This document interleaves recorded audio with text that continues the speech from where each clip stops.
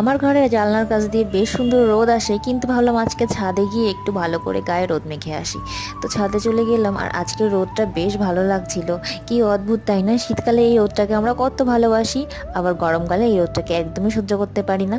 তারপরে এদিকে ফুল গাছগুলোকেও দেখছিলাম, কয়েকটা করিয়ে এসেছে। একটুখানি ছাদে হাঁটাহাঁটি করে বসে থেকে তারপরে আসলাম নিচে, এসে একটু ব্রেকফাস্টও করে নিলাম, ভেজ চাউমিন সাথে একটা ডিম সিদ্ধ। সকালের খাওয়াটা যেন মাথার মধ্যে একটা বড় চিন্তা। তারপরে ব্রেকফাস্ট করে আবার ছাদে চলে এলাম। এই পুঁইর ডিমগুলো বা পুঁইর যে বীজগুলো সেগুলো আজকে কেটে নেব। অনেকদিন থেকেই ভাবছিলাম কাটবো, অবশেষে আজকে কেটে নিচ্ছি। আর এই পুঁইর ডিম ভাজা কিন্তু ভীষণ ভালো লাগে, আবার অনেকে পুঁই মিটুলিও বলে। অনেকটাই হয়েছে, এগুলোকে রাত্রেবেলা ভেজে নেব। দুপুরে রান্নাবান্না ছিল না, কালকে রাতের রান্নাবান্না রয়েছে, সেগুলোই গরম করে নিয়েছি। এইরকম একটা নন বেঙ্গলি থালা। দুপুরের খাওয়া দাওয়া সেরে একটু রান্নার বই নিয়ে বসলাম। তো আজকের মতো টাটা, সবাই ভালো থেকো।